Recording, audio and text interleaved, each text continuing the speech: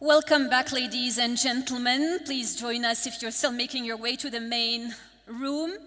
I hope you enjoyed the networking coffee break and took this opportunity to connect with peers, with partners. This is a huge and important part of this summit, really the connection and networking part.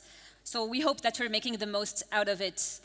It is now time for us to move on to the second high-level plenary on the theme From Projects to Markets, Scaling Ecosystems for the Global PtX Economy. Let's roll the jingle.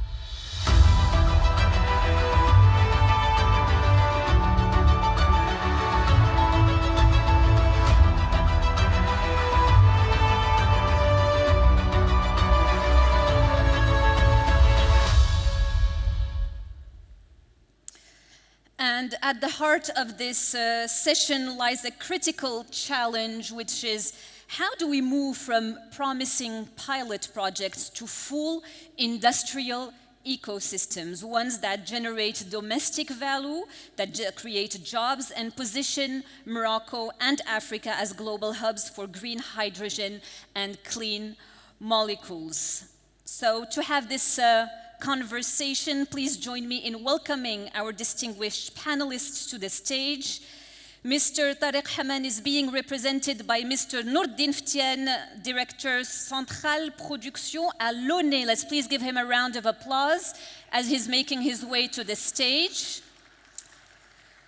We are also privileged to have with us Mrs. Tariya Abdelrahman, Director of Low Carbon Hydrogen, Ministry of Energy, Petroleum, Islamic Republic of Mauritania. Bonjour. It is a great pleasure for us to have Mr. Naufal Fadil, Executive Director of Operations and Green Hydrogen at Mazen.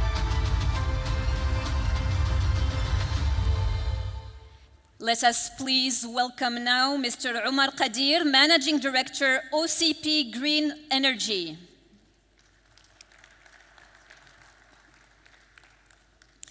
And it's a great privilege for us to have Mr. Rida Hamdoun, Vice President, Cluster Green Hydrogen and Executive Vice President at Nareva. Last but certainly not least, it is a great pleasure for us to have Mr. Younes Farouk, Chief Operations Officer, Hydrogil.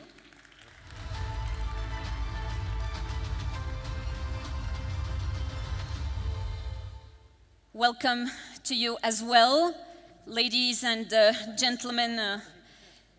Thank you so much for joining us today for this important conversation. We will follow the same format with quick 2 rounds of questions. We'll make them quick so we can keep ourselves on track, and then the discussion will flow in French and in English, ladies and gentlemen, so please make sure that you have your headsets available if you need to switch from one language to the other. Et je vais commencer par l'ONE. Et je vais commencer, ravi de vous avoir parmi nous durant ce panel. Monsieur Tariq Haman s'excuse auprès de l'audience, mais nous avons le grand plaisir de vous avoir représenté l'ONE. Alors, l'année dernière, Monsieur Haman avait longuement insisté sur le rôle déterminant du réseau et de l'intégration eau-électricité pour réussir la transition. Aujourd'hui, alors qu'on parle de la nécessité d'un véritable choc d'investissement, on a entendu le discours de Madame la Ministre, on a entendu les discours des différents intervenants. Selon vous, quelles sont les priorités de l'ONE? Assalamu alaikum, bonjour tout le monde. Donc d'abord, je remercie les organisateurs pour pour nous avoir invités. Et voilà, donc je vous transmets les excuses de Tariq Haman qui devait participer à ce panel, mais pour des considérations professionnelles, donc voilà, je le représente. Donc, comme ça a été évoqué d'abord, comme vous le dites, par Madame la ministre au départ, c'est que les projets aujourd'hui de PowerTX en général, qui se trouvent dans un état un petit peu d'initiation, dans le cadre des expérimentations, des projets pilotes, et que parmi les objectifs aujourd'hui de ces 2 journées, c'est-à-dire comment aujourd'hui passer de ce stade à un stade beaucoup plus industriel, un stade beaucoup plus, c'est-à-dire de réalisation, et afin que nous puissions quand même donc amorcer le processus de PowerTX. Donc pour nous, à l'ONE, peut-être c'est le cas des différents partenaires, c'est que les projets portés par le PowerTX, c'est des projets qui généralement, c'est des projets très capitalistiques, qui demandent des investissements très très lourds, d'accord, depuis toute la chaîne de valeur, depuis la source d'énergie initiale jusqu'à la dernière utilisation, et que c'est des projets qui devraient être dérisqués, des projets qui devraient être partagés avec différents intervenants afin de construire des projets qui sont à la fois rentables économiquement, donc viabilité économique, viabilité aussi financière. Et nous pensons à l'ONE qu'il y a certains éléments clés et importants qui commencent par d'abord donc tout ce qui est l'innovation technologique en termes de solutions, en termes d'hybridation, parce que des projets qui supportent des équipements en termes d'électrolyse, en termes de synthèse, en termes aussi de renouvelables, qui canalisent des financements importants, et que la recherche de la rentabilité, il est de mise. Donc c'est pour ça que la technologie permettrait bien évidemment la réduction des coûts et la recherche de la solution la plus optimale à adopter, tenant compte des projets spécifiques. Deuxième élément important, c'est les infrastructures. Et c'est là où le rôle de partage de risques, de partage aussi de savoir, de partage un petit peu de toute la chaîne en termes de l'énergie primaire, centrale, infrastructure portuaire, infrastructure de transport. Et c'est pour ça que l'ONE, par sa responsabilité et sa mission de gestionnaire de réseau national, donc la priorité est donnée à la structure de réseau pour essayer d'acheminer le réseau électrique dans un premier temps, parce que pour chercher le kilowattheure le moins cher, on est amené à encourager les projets dans les zones où la tractabilité et le coût de kilowattheure le moins cher au niveau de nos zones sud, et acheminer l'ensemble de ces énergies à travers donc, les réseaux de transport, les postes de transformation. Et on cherche bien sûr à travers ces hybridations, enfin, ces montages techniques, d'avoir la meilleure solution possible. Donc nous avons sur le pipe pas mal de projets d'interconnexion, pas mal de projets de postes, pas mal de projets de autoroutes d'énergie entre le sud et le nord, afin que nous puissions donc accompagner ces projets-là.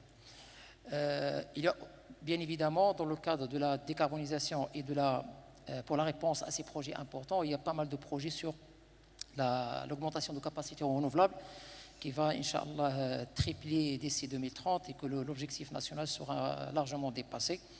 En parallèle, on travaille sur les projets de flexibilité, comme ça a été dit par Madame la Ministre.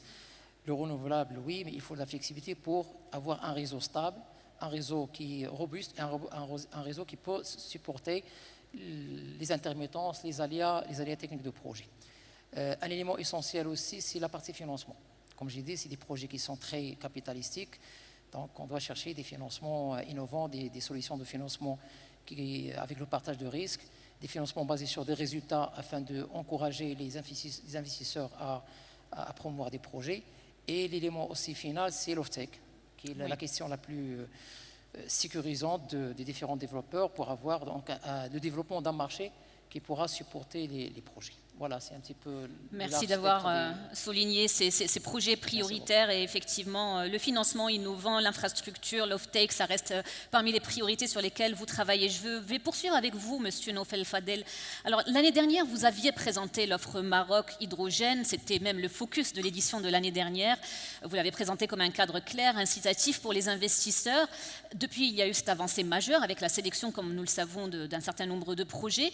Un an après ce lancement, quels enseignements peut-on tirer de cette dynamique? Qu'est-ce qui va permettre de transformer cet intérêt de projet concret à l'échelle industrielle?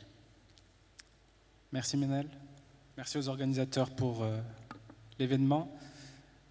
Si je dois retenir un enseignement de l'année écoulée, c'est la crédibilité de l'offre hydrogène vert Maroc. Je pense que lorsqu'un pays définit une feuille de route qui est claire, et met les moyens pour l'exécuter, les résultats y sont. Et si on regarde aujourd'hui, une année après, où est-ce que nous sommes arrivés, je pense qu'il y a 7 projets effectivement qui ont été sélectionnés. Ce sont 7 projets qui sont portés par des investisseurs de premier plan, nationaux, internationaux, qui concernent une diversité de dérivés de l'hydrogène vert et qui sont ancrés au niveau de nos régions du Sud. Parmi ces 7 projets, on a un premier projet qui a finalisé sa phase de FEED, donc les études préliminaires, et qui s'apprête à démarrer sa phase d'études avancées. C'est un niveau majeur d'avancement pour un projet d'hydrogène vert compte tenu des milliards que représentent les investissements associés. Et les 6 autres projets sont sur le point de démarrer leur pré-FEED. Donc à date, 7 projets portent des investisseurs nationaux, internationaux de grande renommée qui démarrent, qui ont lancé en fait le démarrage de ce projet industriel. Et si je dois retenir 3 leviers qui ont permis d'opérationnaliser cette offre hydrogène vert Maroc, je pense que je retiendrai la rigueur avec laquelle l'exécution s'est faite par les différents départements ministériels, par Mazen comme point focal, par les agences, et évidemment, et ça c'est le second point, le secteur privé. Donc ces investisseurs qui ont choisi le Maroc, qui ont décidé d'investir au Maroc, et qui le font avec conviction. Et je dis avec conviction parce qu'on intervient dans une industrie, dans une filière qui est émergente. Quand on regarde d'un côté la demande, on se dit par exemple en Europe, on parle de 20 millions de tonnes à l'échelle 2030, desquelles 10 millions de tonnes viendraient de l'import du point de vue européen. Mais en même temps, on a à peine 4% des projets qui ont atteint un financial closing cette année. Donc sur l'ensemble des projets qui étaient lancés, uniquement 4% ont atteint leur financial close. Ça veut dire qu'on est dans une filière qui nécessite le rythme adéquat, de telle sorte qu'on arrive à matcher le démarrage des projets avec le besoin et une compétitivité au niveau de la molécule d'hydrogène vert. Et je pense vraiment que c'est le rythme avec lequel le Maroc a choisi de dérouler son offre hydrogène vert en partenariat avec les investisseurs et de manière collective avec l'ensemble des parties prenantes marocaines que je remercie parce que leur effort dans le cadre de cette offre hydrogène vert Maroc est colossal.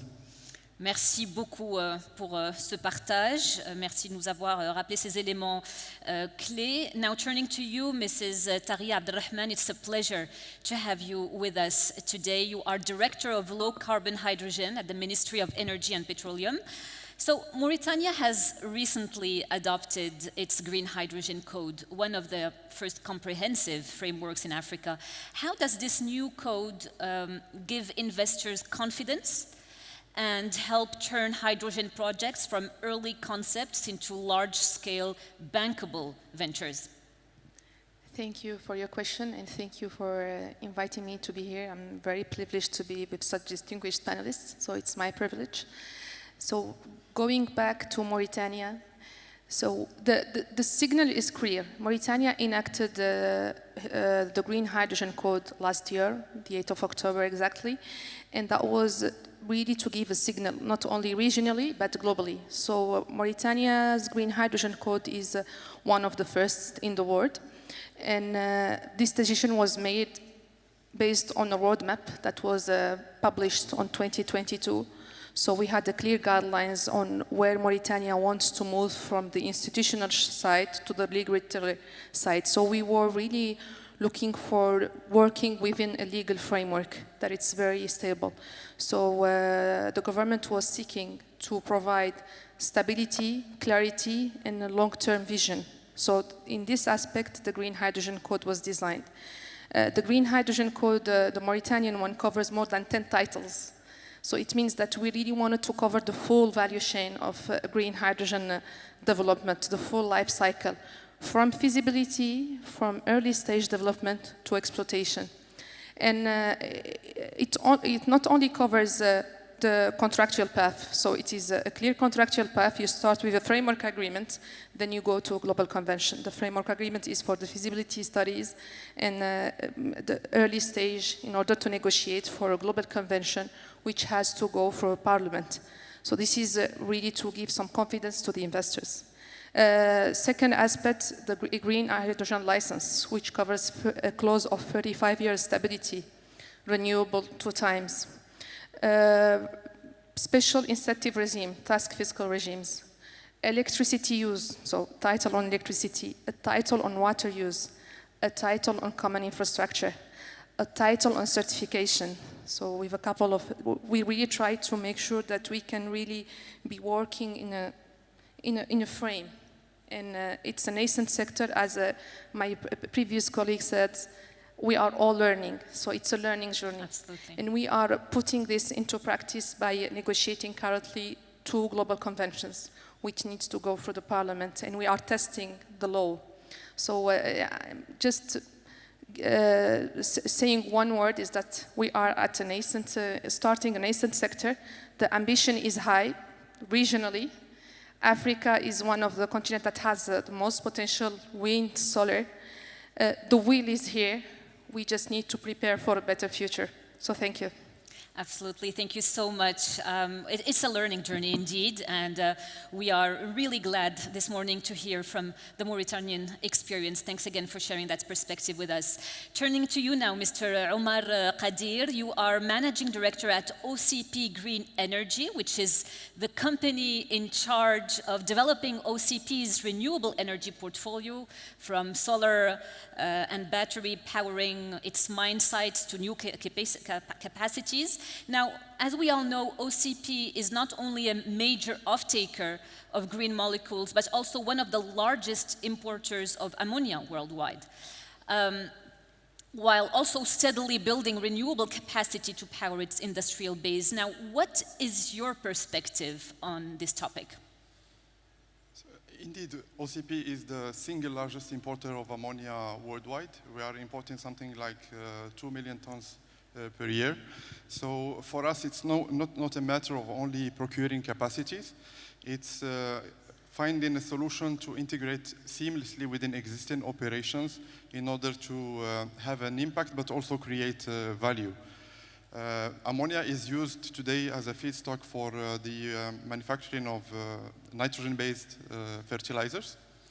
And so for us, it's a natural and strategic move to explore the green initiatives. So when we are talking green, I think that the foundation for green is green energy, first of all.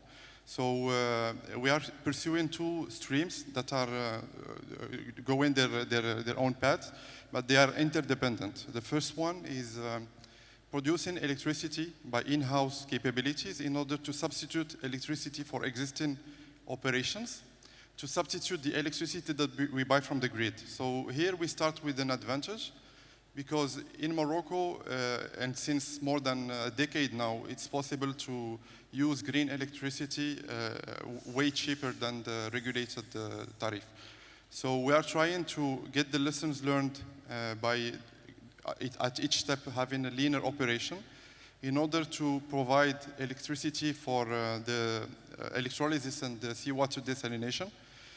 But those processes do not only need competitive electricity, they need us to unlock disruptive energy economics. So hence our phased and iterative approach. So each year we are adding capacity.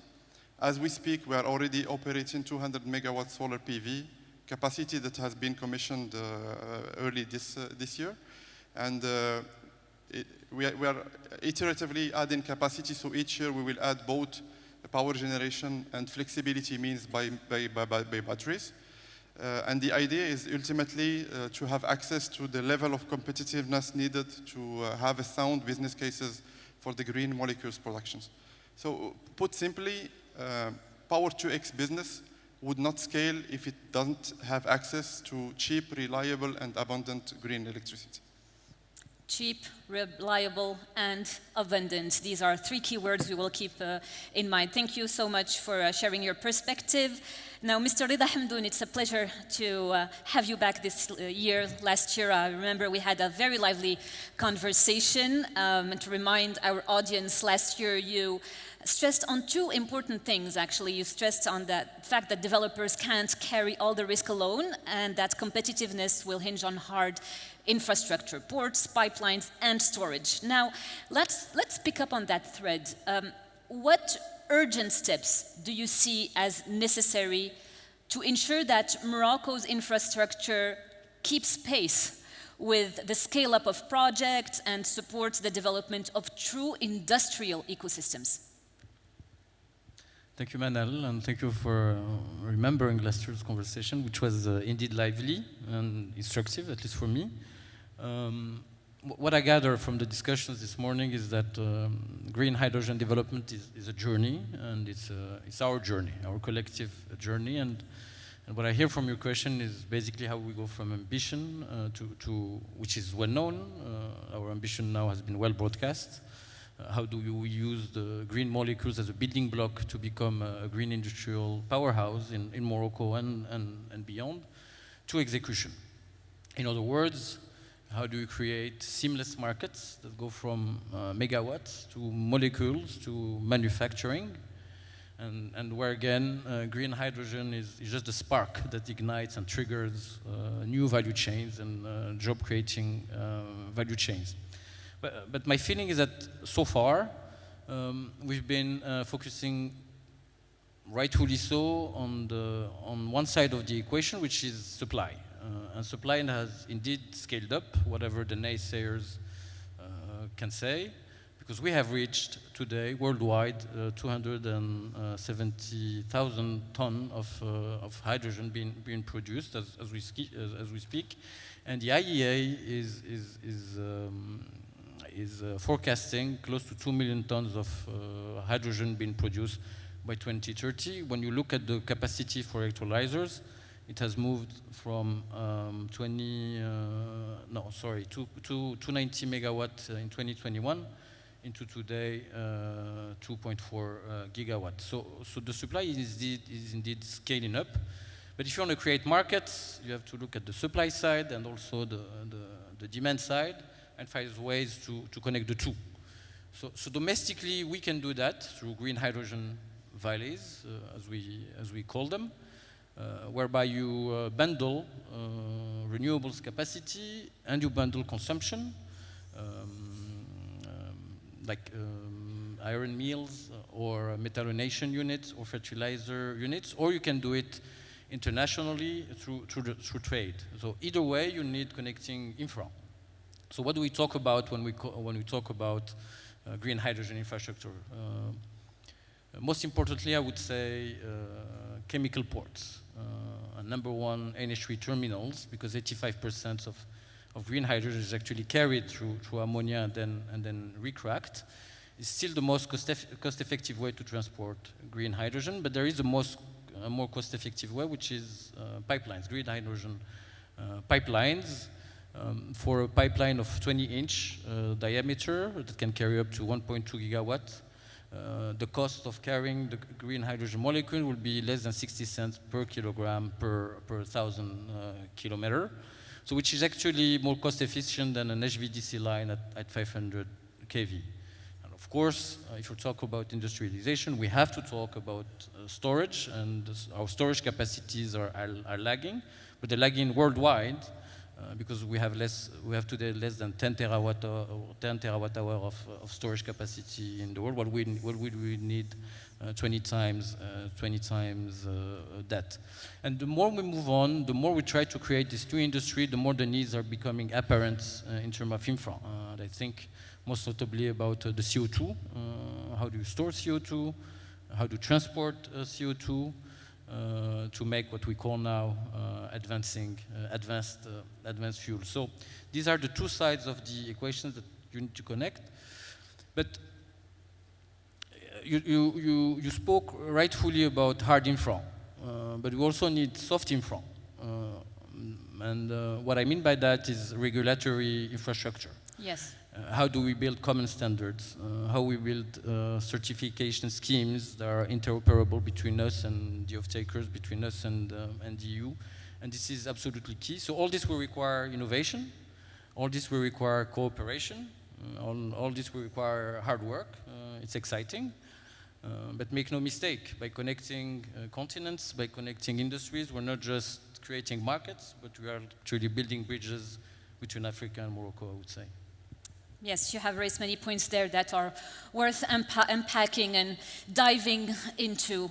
Thank you again for sharing that perspective. Mr. Younes Farouk, such a pleasure to have you with us today in this panel. You are the Chief Operations Officer at Hydrogil, which is one of the businesses launched by Innovex within the UM6P ecosystem and family. Now, as you see, one of the points that often comes up in these conversations is that for Power-to-X to succeed, projects must offer both security of supply and affordability.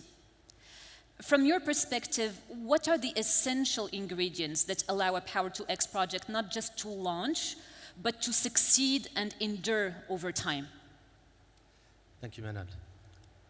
I think, yeah, spot on, to be honest. These are the two magic words, right? Affordability and security of supply.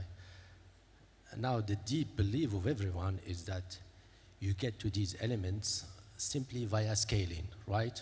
And the scaling is supposed to happen in different phases where we will expect to see projects coming on streams in different waves, and then the new projects will learn from the prior ones and will learn and take advantage from the new technologies.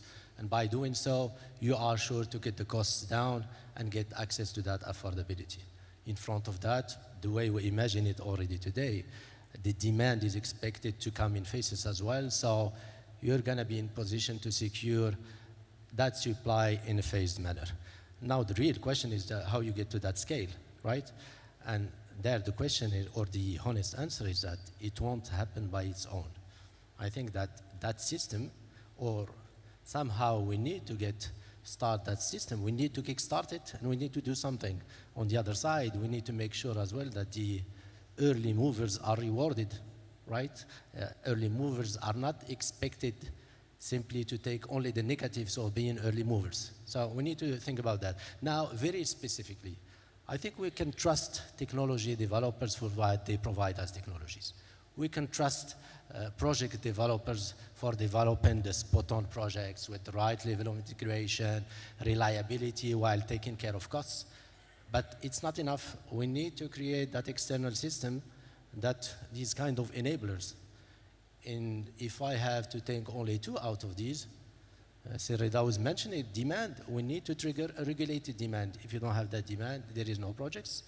And the one very important one, because we like to talk a lot about costs, and when we talk about costs, typically we think about capex and equipment, etc. But the cost of capital is massive into this game.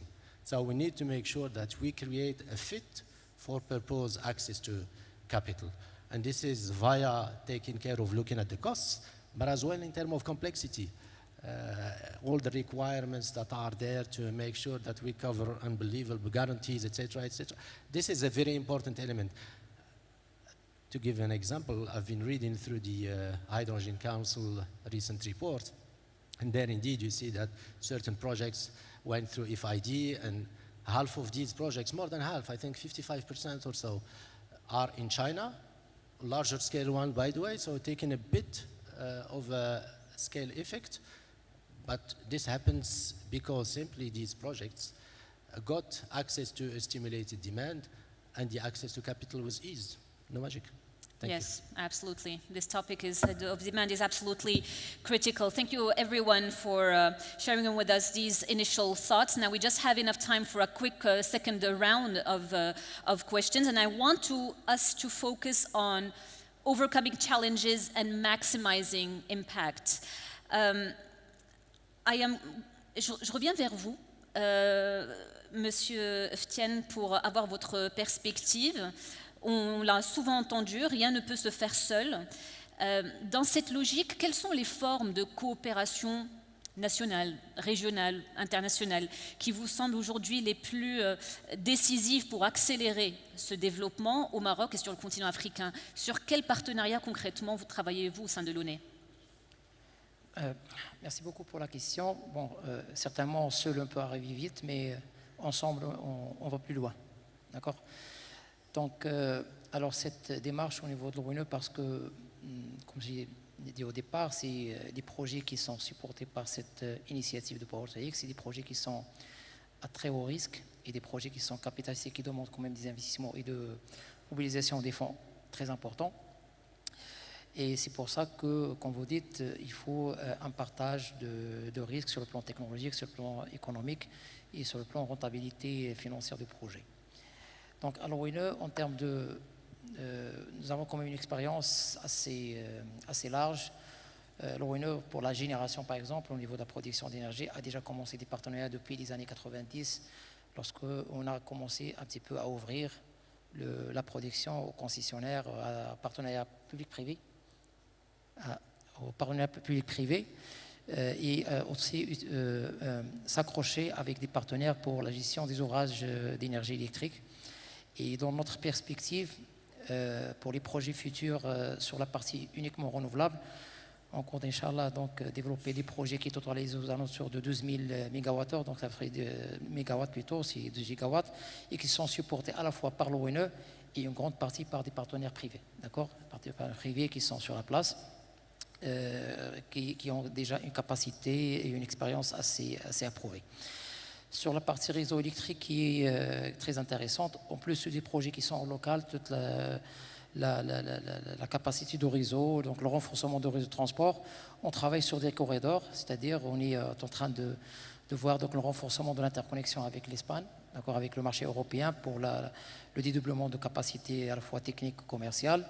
Récemment aussi, on est en parfaite symbiose avec nos partenaires mauritaniens, donc on vient de signer un accord pour développer et réaliser la ligne qui va connecter le Maroc à la Mauritanie et par la suite avec les pays africains, qui va dans le sens d'une coopération régionale afin de stabiliser les réseaux, d'assurer quand même un bac et un support de réseau et des échanges qui permettront une intégration beaucoup plus massive aux renouvelables et assurer donc une fiabilité du réseau électrique.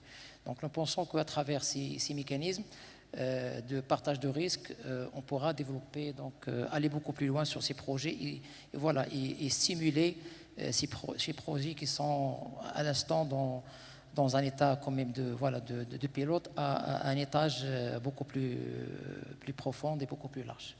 Merci beaucoup. Merci beaucoup. Je vais poursuivre avec vous, Monsieur Naufel Al-Fadel. Au-delà de l'attraction des investisseurs qui est évidemment importante, comment est-ce que vous voyez l'offre Maroc contribuer à structurer un véritable écosystème industriel du Power-to-X capable de générer de la valeur locale, capable de créer des emplois locaux? C'est un sujet qui a été abordé ce matin, sur lequel on a beaucoup mis l'accent, et de renforcer aussi la compétitivité export du Royaume. Merci pour la question, Manal. Je pense que c'est effectivement un point qui est extrêmement important. Je pense qu'à la base, lorsque l'offre hydrogène vert Maroc a été structurée, elle n'a pas été faite uniquement pour attirer les investisseurs, mais son objectif était aussi et surtout de structurer une filière complète, une filière industrielle complète. Donc si on commence par la taille des investissements, on parle, je pense que plusieurs collègues l'ont dit, ce sont des investissements qui sont extrêmement capitalistiques. Si on regarde les projets qui ont été sélectionnés, ils représentent plus de 300 milliards de dirhams d'investissement. Ils représentent une vingtaine de gigawatts d'énergie renouvelable, une dizaine de gigawatts d'électrolyse. C'est des tailles de projets qui structurent une filière. Je pense qu'on a tous au niveau marocain l'exemple de la filière automobile, de la filière aéronautique, qui ont transformé l'industrie marocaine. Le succès de la filière hydrogène verte va transformer le Maroc. Donc je pense que c'est un point important à retenir. Le second point, c'est l'emploi. Donc au travers de cette transformation, il y a création d'emplois qualifiés. Pour donner quelques ordres de grandeur, si on prend par exemple 2 des projets qui ont été sélectionnés, ils ont à peu près tous la même taille. Ça représente environ, je vais donner des ordres de grandeur approximatifs pour que les gens puissent les retenir. On parle à peu près d'1 million de tonnes d'ammoniac vert. Pour les projets qui produisent de l'ammoniac vert, c'est le cas de plusieurs d'entre eux. 2 projets, 1 million de tonnes d'ammoniac vert, ça représente en phase de développement environ 1000 emplois d'ingénieurs dans la phase d'ingénierie. Pendant la phase de construction, ça représente environ 10 000 emplois en pic de construction. Et pendant la phase d'exploitation maintenant, ça représente environ 1000 emplois qui sont des emplois pérennes dans la durée et qui sont pour la plupart des emplois locaux. Donc si on regarde sur la phase d'ingénierie, on peut capter autant d'emplois locaux que possible, mais ça suppose, et c'est vrai pour les autres phases, ça suppose une compétence locale qualifiée. Et donc ça me ramène en fait au troisième point, qui est au-delà de l'emploi, il y a nécessité de mettre en place un vrai capacity building qui va permettre en fait d'avoir des ingénieurs, des techniciens qui vont être en mesure d'accompagner ces projets. Et c'est des sujets sur lesquels on travaille aujourd'hui. Le quatrième point, c'est celui de l'intégration de l'industrie. On parle de projet hydrogène vert, mais en fait, il y a beaucoup plus que le projet d'énergie renouvelable ou la transformation de l'électricité et de l'eau en H2 ou plus tard en dérivé. Il y a de multiples process dans tout ce système. Il y a du dessalement. Il y a des ports qui sont construits pour pouvoir transporter des molécules. Il y a des pipelines. Sur chacun de ces maillons de la chaîne de valeur, il y a des opportunités de création de nouvelles filières industrielles pour les entreprises marocaines, les petites et les grandes. Et dernier point peut-être, celui de la compétitivité. Je pense que le fait d'avoir une industrie d'hydrogène vert locale, l'opportunité en fait pour le Maroc d'être exportateur net d'énergie dans la durée, donc de manière structurelle et non conjoncturelle, comme ça peut être le cas quand on transporte de l'électricité vers l'Europe. C'est une opportunité de compétitivité dans le sens où ça va permettre à la fois au Maroc de se positionner comme un acteur incontournable au niveau de l'Afrique vers ces continents pour exporter cette molécule, mais aussi à l'échelle nationale. Je pense qu'on a ici des acteurs majeurs nationaux, des développeurs, des off-takers, et ces off-takers sont intéressés par la décarbonation qui devient nécessaire. C'est le cas dans le secteur des engrais, mais c'est aussi le cas dans beaucoup d'autres secteurs qui auront besoin de cette décarbonation pour pouvoir continuer à être compétitifs compte tenu des mécanismes d'application de taxes carbone aux frontières. Donc, in fine, si je résume, la possibilité de créer des hubs, comme ça a été fait pour l'automobile, l'aéronautique, donc des sujets structurants pour le Maroc, une vraie création d'emplois, une intégration locale, une industrie locale nouvelle et une compétitivité dans la durée. Merci. Merci beaucoup d'avoir clarifié ces points qui finalement traduisent cet impact local qui est recherché. Mr. Omar Qadir, turning back to you, and again, same intention with the same question beyond production. The long-term success of green hydrogen will depend on building strong local value chains and strong ecosystems. How is OCP approaching this challenge, ensuring that projects also generate local skills, industrial integration, and socio-economic impact? I mean, the way we look at local integration and ecosystem is not a nice to have. It is something to be embedded by design. Because if we look back, we used to import fossil fuels and their derivatives. And if we don't play our cards right, we might end up in the same situation because we will substitute the dependence on fossil fuels with the dependence on technology and know-how. So it should go at the same speed, and we should take advantage of the critical scale. Now we are talking multi-billion-dollar investments. They should also prime the system for local integration. And if you want, I can give a real-life example, even at smaller scale relatively. We did some choices in order to give the local industrial fabric its chance to play a role in the implementation of our projects. If we just followed the rule book for project development, we'd have pushed all the risk on one partner and then asked him to give the track records and capabilities that would have excluded all the Moroccan players. So we decided to go with a multi-lot approach that gives the Moroccan players the role to contribute to the execution of those projects, so that now they are established and they can contribute at even a larger scale. On the other hand, for the human resources, we also have the chance to have in our ecosystem UM6P. So we are investing massively in the nurturing of future talents, not only to design, develop, and operate, but also to innovate, because we are hoping that we would have access to sovereignty in the technology. And the idea is to take benefits of all those investments to give Morocco a lasting advantage after the first wave of a project. So in the future, we believe there will be a green economy, and we should prepare ourselves to maintain this competitive advantage. Thank you. Thank you very much for sharing that. Rida Hamdoun, another strong point that stayed with me from the forum last year is that you said that we really need a Power to Jobs Summit. And this year, one of the new highlights, ladies and gentlemen, of this edition is the Power to Talents Fair, which is taking place right now. Proof that your suggestions are taken into consideration and do move the needle. So, moving from projects to full ecosystems that can generate lasting jobs, local value, and globally competitive industries, how can Morocco and Africa now turn that vision into reality? Thank you, Manal.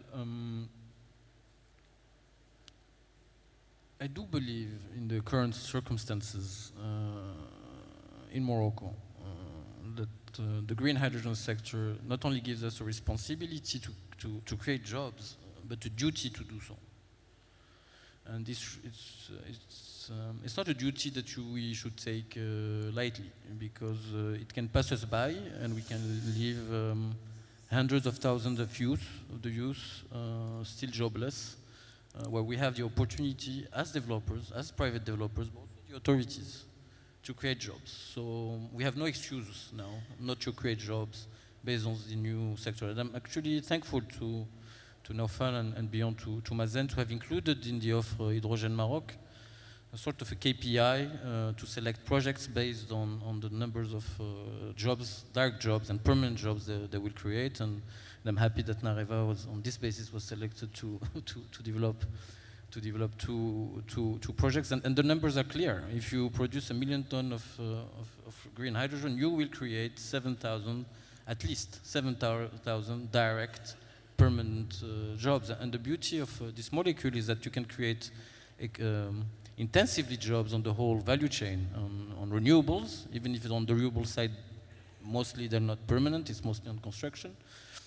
In the midstream, through infra or through the gigafactories for electrolyzers, which can create up to 2,000 jobs and foster local integration, and obviously on the manufacturing or industry side, a DRI of a size of 2.5 million units can create permanent jobs of up to 1,000 jobs. But last year we talked about the Power to Talent Summit, but actually we call it the Power to X Summit and not the Energy to X Summit. So that's the other beauty of this molecule, is that it gives us the power to create jobs, but also to create opportunities for SMEs, to strengthen our ties with the European Union or other consumers. So let's be worthy of this opportunity that our wind resources and sun resources and topography give us, and make sure that thanks to green hydrogen we can collectively empower tomorrow, mostly through job creation. Thank you very much, absolutely. And let's keep ourselves accountable and take stock in 1 year time and see how everything is evolving. Thank you for sharing that. Younes Farouk, we will wrap up the panel with you. Another aspect that is key in moving from projects to ecosystems is how developers can rely on strong local capabilities, whether engineering know-how, technology providers, or young talent. We've been talking a lot about young talent. That is really what sustains the projects over time. So as a developer, what are the main challenges that you see, and how do you see ecosystem building in Morocco helping to overcome them? Thanks, Manal. Let me put it this way. Actually, and it's good as well to demystify a bit hydrogen. Hydrogen is like any other projects or business. Main things you need to see projects emerging is clarity and stability, right? these are the magic words, I would say. You need clarity into the rules of the game, and you need to get stability into those rules so that whenever you step into the game, you want to make sure that your business plan is protected over time. And people in the room know it. At the end, these projects are just a kind of a series of decisions you make over time, right? Some of them is, let's say, straightforward, what we call, no regret moves. Some others are truly shaping the projects, and to be able to make them, you need to have a full clarity.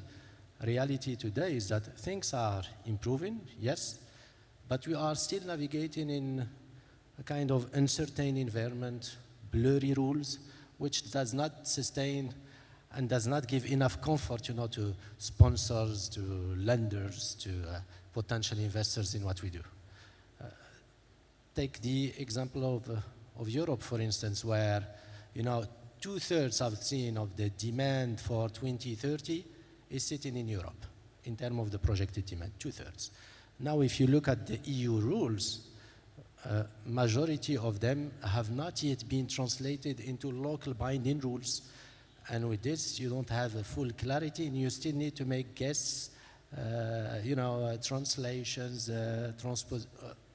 it relies a lot on the developer to make these calls. Why you shouldn't? Because the impact might be very important on the lending costs. We're talking about affordability. And the other piece is, the least, it doesn't give enough certainty and comfort for those that are there to invest. So getting these two ones to the right pace in the right place is very important. Thank you very much for wrapping up so nicely this panel for us. Ladies and gentlemen, this concludes our second high-level panel discussion. The conversation continues on social media at the hashtag WPTX25. We very much look forward to your reactions. Please join me in giving a round of applause to our speakers. Thank you very much. And you are all kindly invited to step forward for a group photo. And in just a few seconds, we will pursue with the high-level plenary 3. Please stay with us.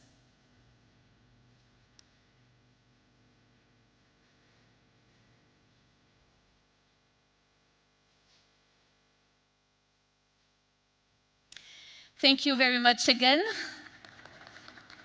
Your expertise is very much appreciated. Such a pleasure. Thank you so much.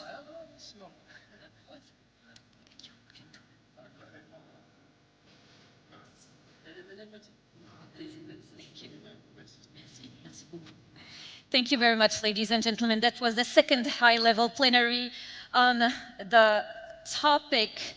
And now we are moving to our third high-level plenary on the theme Securing and De-risking Offtake to Scale Power to X. Please stay with us in the room. This is the final plenary. We really want to have your beautiful energy with us here. So stay with us in the room and let's play the jingle. Thank you.